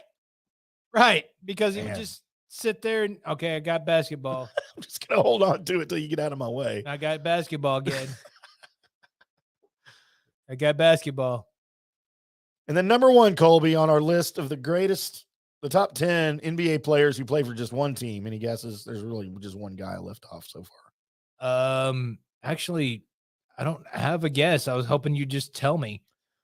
Although Kobe Bryant was initially drafted by the Hornets, he never suited up for them and played for the Lakers his whole career. That's right. I didn't even think about. I was thinking about old schoolers, and I was like, I don't know, but no, yeah, Kobe definitely fits it. Yeah, I just don't see him as number 1. I don't see him above Russell. I don't see him above Duncan. Maybe put him 3rd on the list, I guess, ahead of Johnson, Bird, and Dirk. Do you know what? Above Duncan, definitely. Kobe Bryant above Duncan. I guess I hold Bird and Johnson a little bit more esteem than you do. Which is weird, but maybe. So, I mean, I would have a little bit of like, all right, is it Kobe? I understand. And this comes also from a person that I never got a chance to really get into Bill Russell. Right.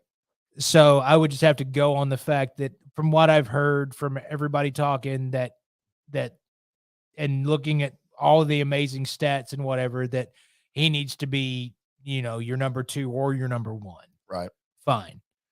But so I'm not going to debate where he goes because it's 1 or 2 and you can put him at 1 for all I care. Right. Right. As far as the ones I've watched, I'm thinking I would end up putting, it would be trouble, but I put Kobe, Magic, and Larry all in kind of the same bucket. Like any of them could be 2, any of them could be 3, and any of them could be 4. Right. And then Duncan Dirk. Yeah, it's all subjective. I don't have a problem with any of these guys being in the top 10 though, at all. No. For sure. And I can't think of anybody I would throw in there. I mean, to replace any of them. Manu would be at the bottom, would be kind of like, there could be somebody else. Right. Yeah. I mean, I'd have to think long and hard about who has played their entire career for one team. Right. And then deserves to be on the list over him. But I'm sure we could come up with somebody if we had to. But man, I don't have a problem with any of these guys. A lot of the players that I really loved played for multiple teams. So yeah. that's kind of the other side of the list. That's just the way it is now. I mean, there's no Dirks. Nobody does that. I guarantee you. Well, I don't guarantee you, but you'd be hard pressed to find anybody that's ever going to do that again, especially for 21 seasons. True. Short careers, 7, 8 years, and they get hurt and retire or whatever, maybe. But, those people aren't going to be on this list. They didn't do it long enough. So there you go. Colby, let's get into a little bit of Dallas Stars NHL Stanley Cup playoff hockey. Sure, we can. For the second show in a row. Yes, we can. Can I pause for a moment? Because there was a movie trailer that just went across it. I saw you go nuts, but I didn't know what you were doing.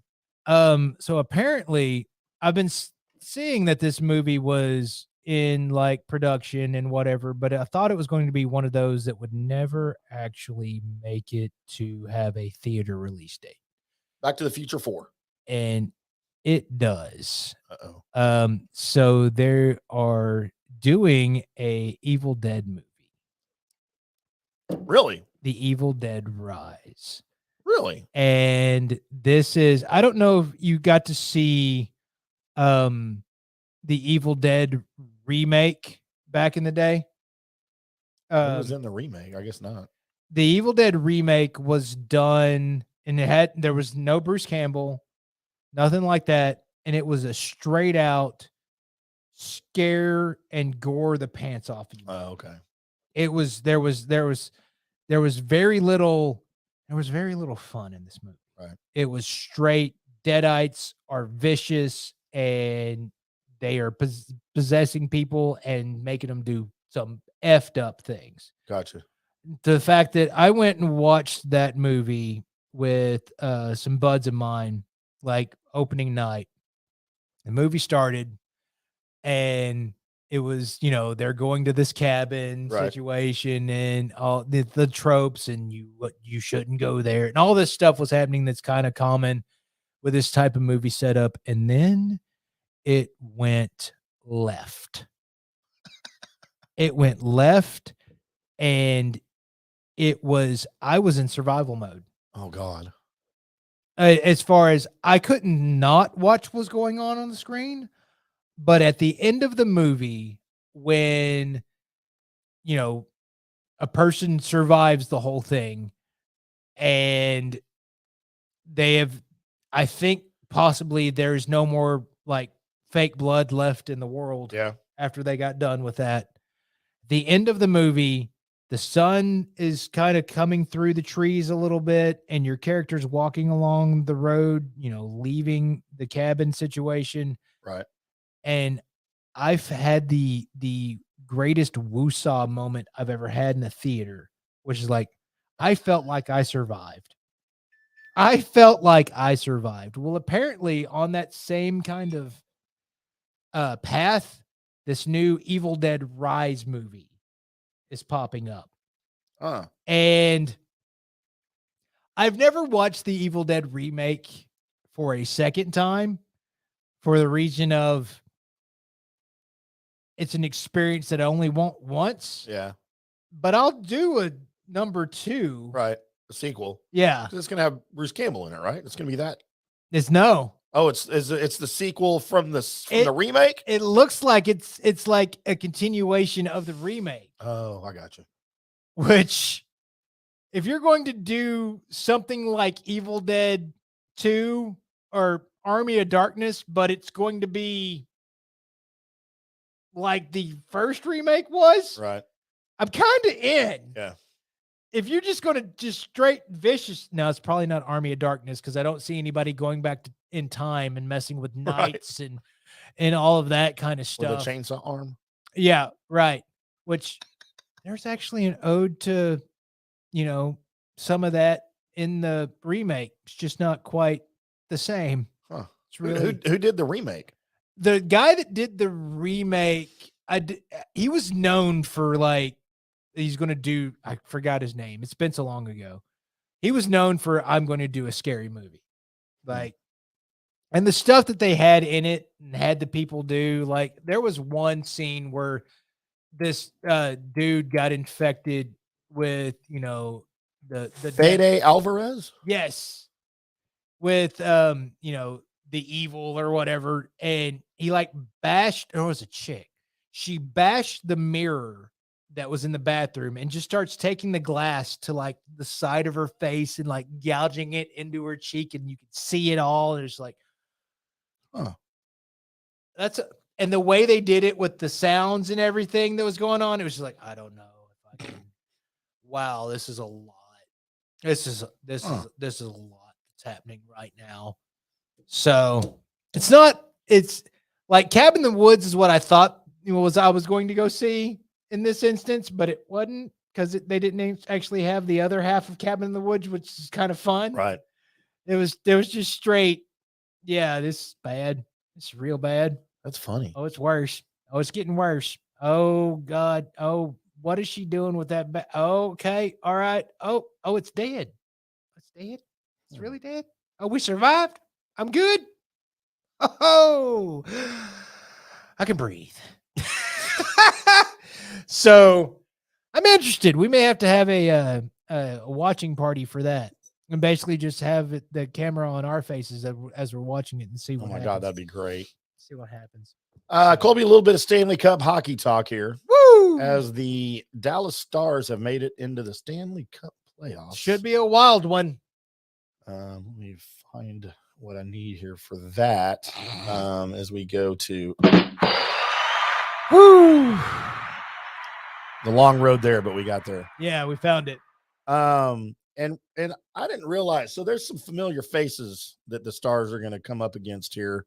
There is. On the other side there for that Minnesota Wild, of course, Minnesota, Minneapolis, St. Paul, I guess actually Bloomington is where they played, but of course that's where the Stars, if you don't know, moved to Dallas from before the 94 season. Yeah, we're the North Stars. We're the North Stars. My original favorite hockey team that I picked out of a hat. Yep.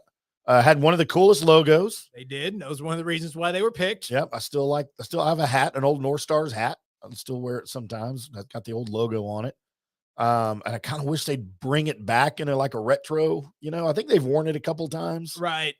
Previously, but it's just a cool deal. So, couple of let's see, we'll go with the GM of the Minnesota Wild. You know who that is? No. Bill Guerin. Okay. Yes. Remember Billy, right? I do remember Billy Guerin. Number 13 in your hearts. Yes. Of course, most of his career with the Bruins, but came to Dallas late in his career in an attempt to win a cup there in the early aughts. And then, of course, the great Mike Modano, as they say up north. Here in Texas, we say Modano. Right. He is a special advisor to the GM. He is. Which I did not know. He is. Well, I mean, he was originally drafted by, of course, by the North Stars. So, yep. So he went back up to Minnesota, working for the Wild now. So we've got them to look forward to face up against. I had no idea Bill Guerin was the GM up there, which is kind of cool. I liked him here in Dallas for sure. So you have the Stars that were second in the Central Division with 108 points. The Wild third in the Central Division with 103 points. They should be facing off here shortly in Game 1. Here in Dallas. Man, we should have gone to the game, Colby. I mean, we were doing this thing here. Oh, yeah. Dang it. And, the Stars, and again, because of that whole Bally Sports Southwest imbroglio, where I can't watch, I haven't got to watch them most of the season, but I've been trying to follow along in box scores and stuff like that. Spend a little bit of time in box scores, and also the shortened game via the YouTube is what I've been doing a lot of. Yep, that's good too. And of course, following the Suds and Lugs podcast with Mr. Gavin Spittle. Spits and Suds. What I say? Suds and Lugs. Suds and Lugs. Oh, that was one of the old ones. Sorry. Right. Sorry, Gavin. Mm-hmm. Spits and Luds.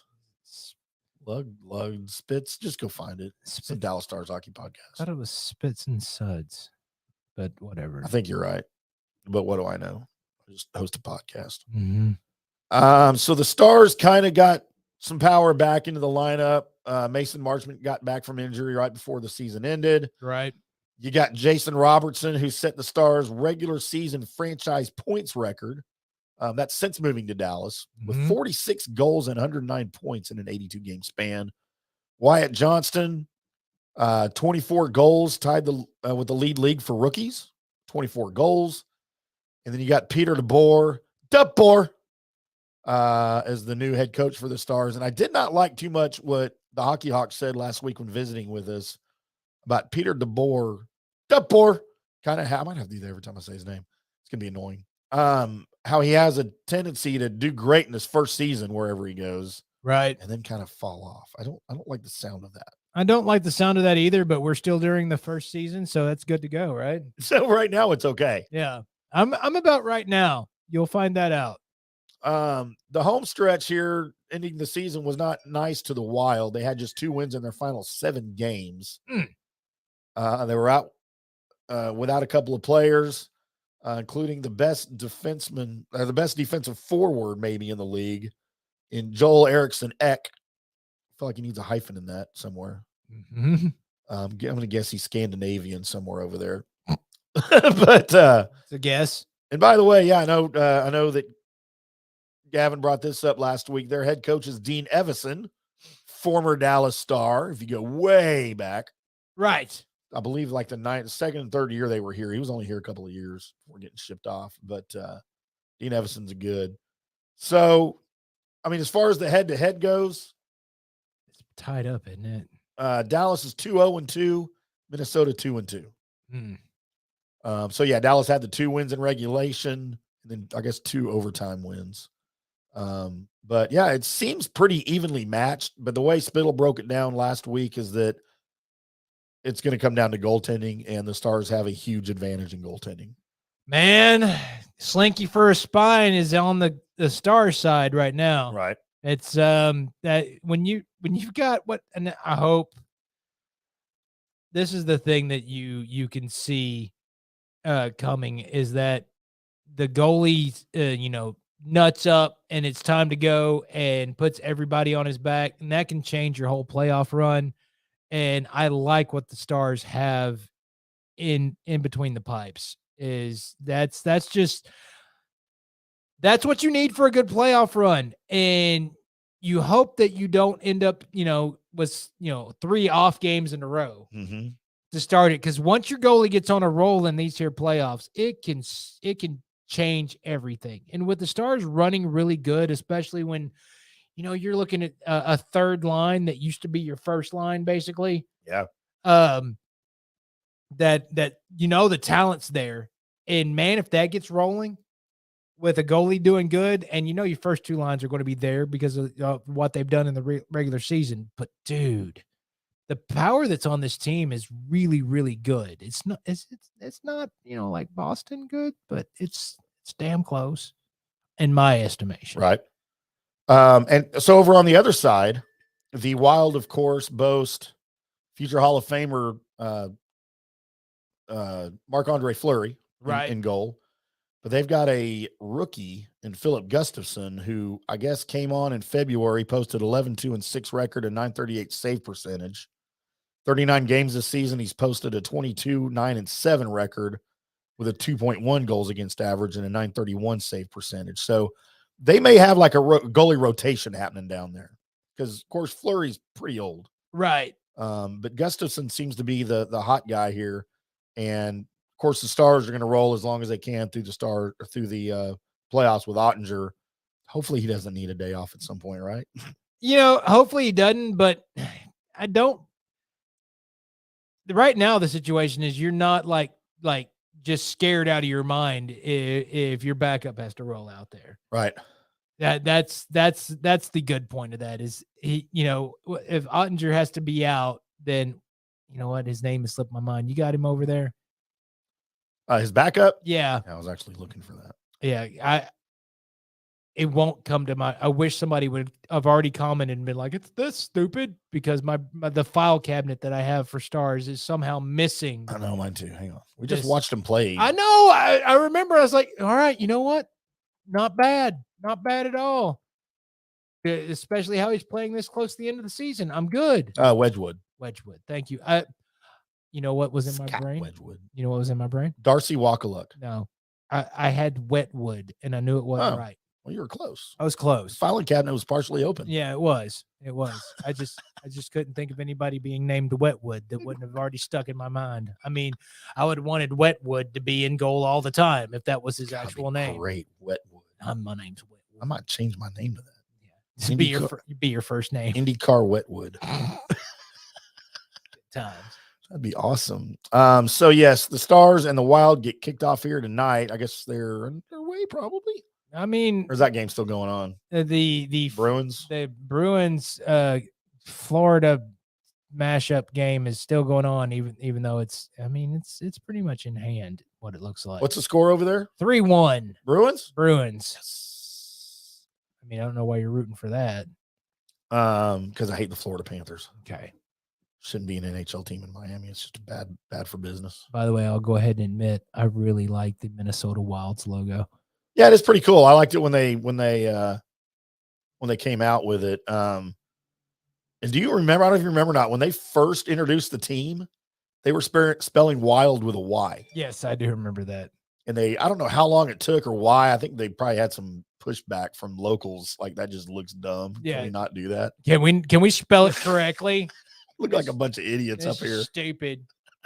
Us Minnesotans know how to spell, and that ain't right. But for some reason, I like to remember. It's implanted in my brain every time I think of the Minnesota Wild. I see it with a Y. It's really dumb. So anyway, there's your Dallas Stars talk. We'll get to some NBA talk on Wednesday, and of course the Mavs are out of it, but we'll talk about it a little bit as the series are all underway. And then I guess the Stars, I think, play again Wednesday, right? While we're on the air. They do. At 9:30, so it'll be 8:30, same time, 8:30 Central Time here. So probably talk a little bit more Stars and see when we can get the Hockey Hawk here in studio with us to talk some NHL Stanley Cup playoffs. But right now, it is time for this. Thank you, Tim. Thank you, me. Thank you for making us sound good. News and Notes is where I search the World Wide Web for the weird. Internets. By God, I found it. We're going to start off in Australia because, well, damn. I mean, there's nothing more. Good day, mate. There's nothing more Australian than having to utter the sentence, my baby was almost eaten by that dingo. Oh, my God. So we're in Western Australia National Park when this boy's mother is a 2-year-old son.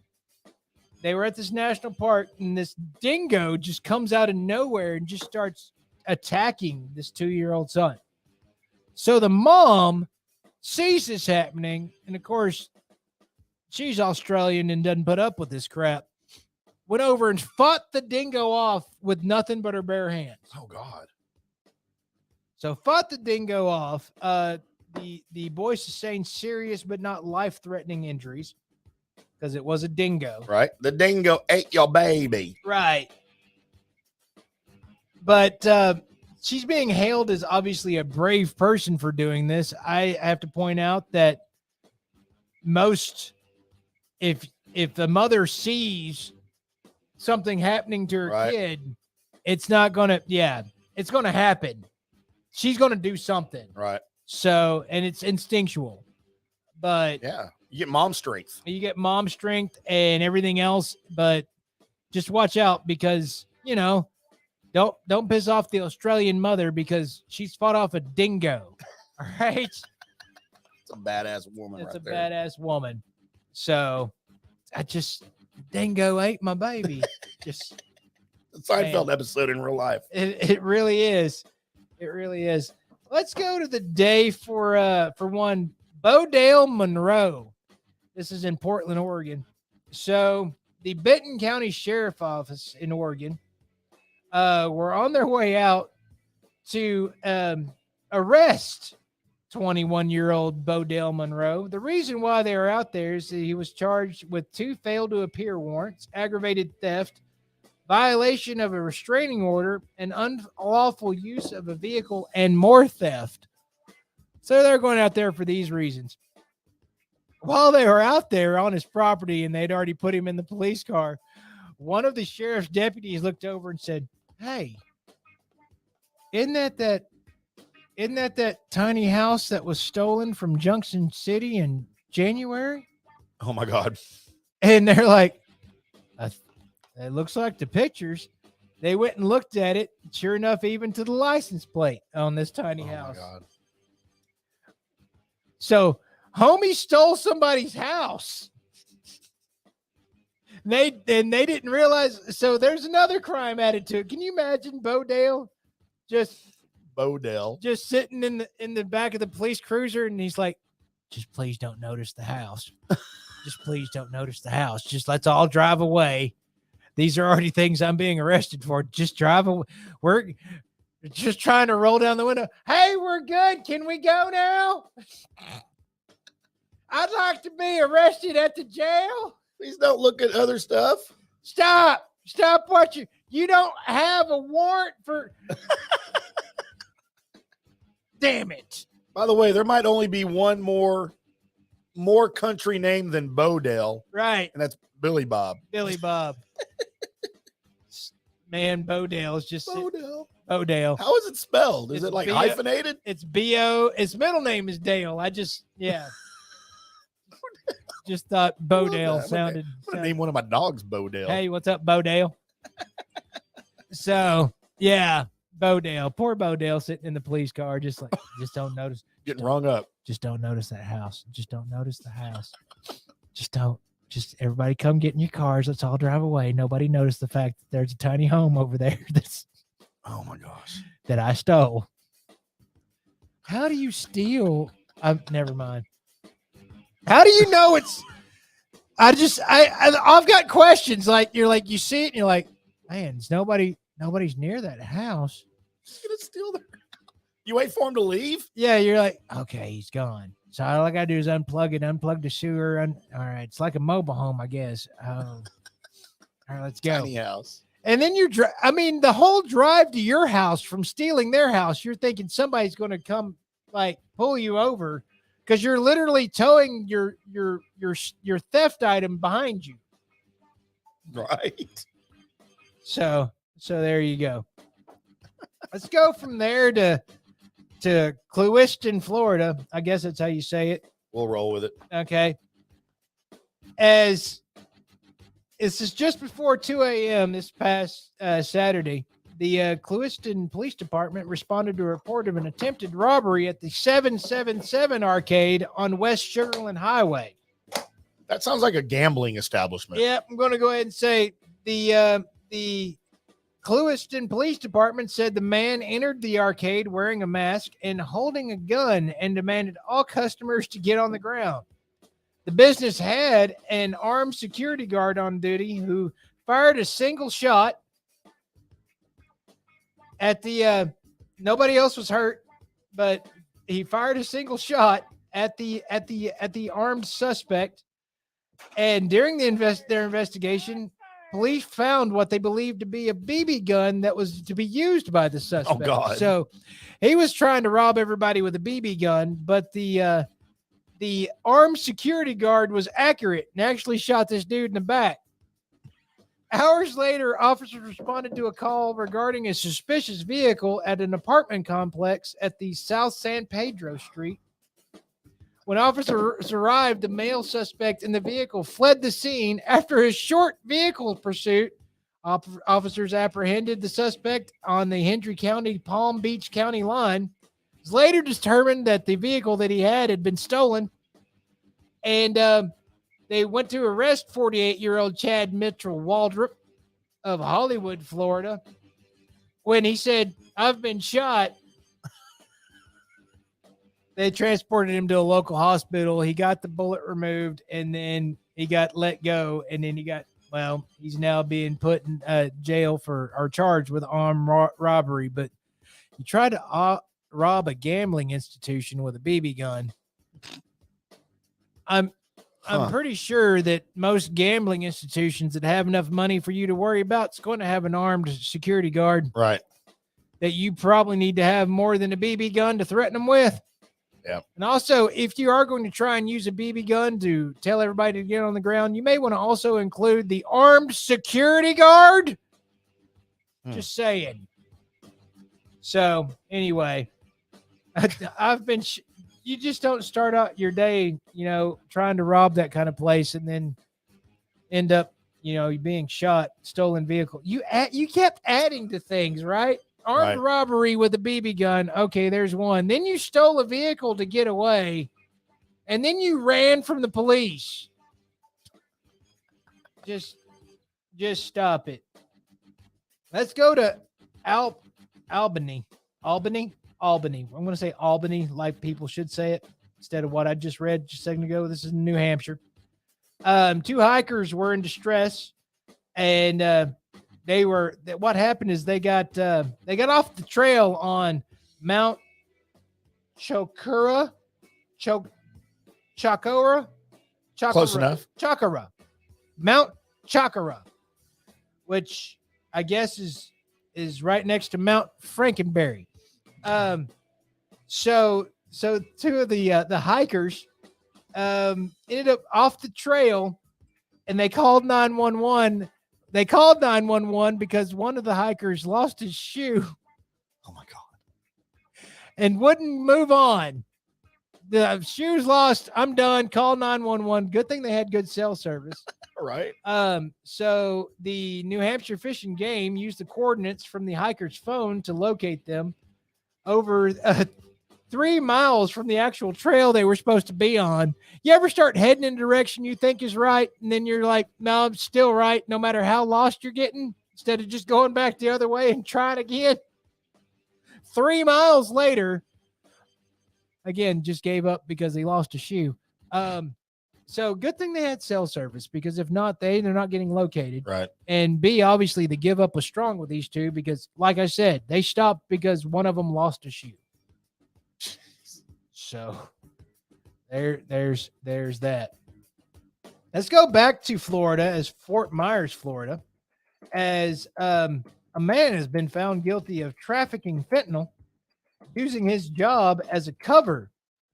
53-year-old Theodore Garlow, which he's 53. I wonder how long he's been trafficking drugs through his job at the post office. So apparently he would go door to door as the postman. And also, if you needed a little extra fentanyl in your life, he'd go ahead and drop it off as long as you put money in your mailbox. Jeez. Still, what I mean, that's good. God, I wonder how long you get away with something like that. You know what I mean? Too long. Yeah. Killing people. So he got arrested.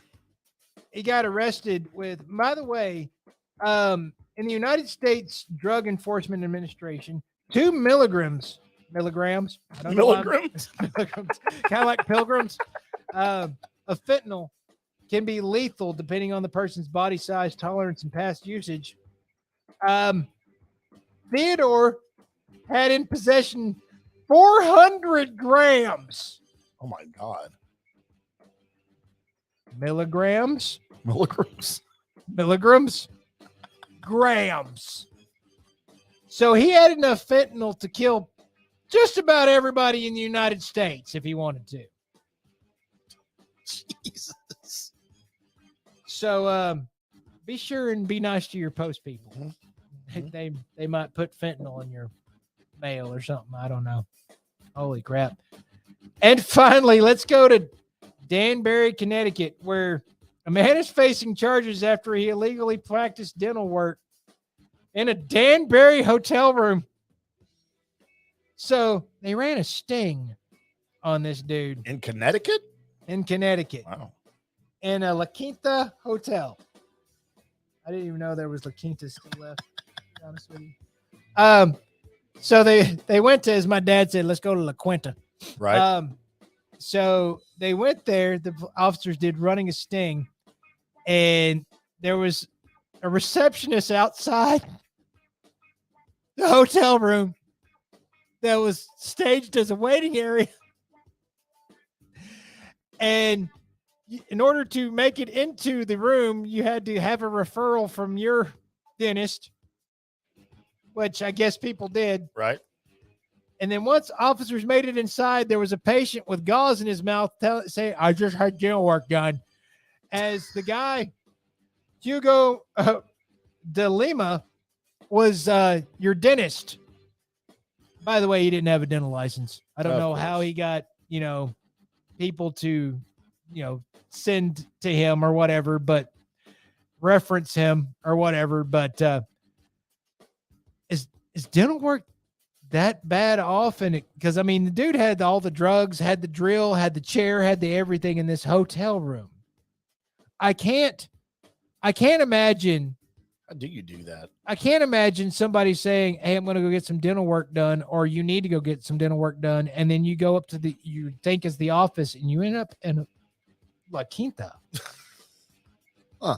And then you walk through and there's a hotel room that's set up as a dental office. Oh, gosh. Sketchy. And then you get the dental work done. I'm not making it. I think my Google Maps is screwed up if I'm at a La Quinta thinking I'm going to the dentist. Number one. Red flags. That number two, actually making it to the room and then the person opening and going, yeah, just sit right there. I'll be right with you. He cracks open a beer. You mean on the bed with the TV in front of it that has the dental chair next to it? Maybe it's like a mini suite with a little mini kitchen, and they have those at La Quinta.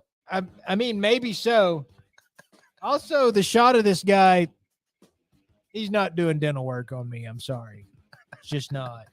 It's just not. So he had a portable x-ray machine in there, so he could have done all the things. Wow. I'm not trusting him with an x-ray machine on my face. No. I'm just not. I'm not trusting him with dental work or nothing, but I'm not going to what is that bougie of me to say I'm not going to La Quinta for dental work? I think that's smart of you to say that, not bougie. I just didn't want to be bougie. I didn't want anybody to say I was being bougie about that. Never. So there you go. So there's news and notes, everybody. Thank you, Colby Sapp. And thank you, Colby Sapp, again, for making it a great show.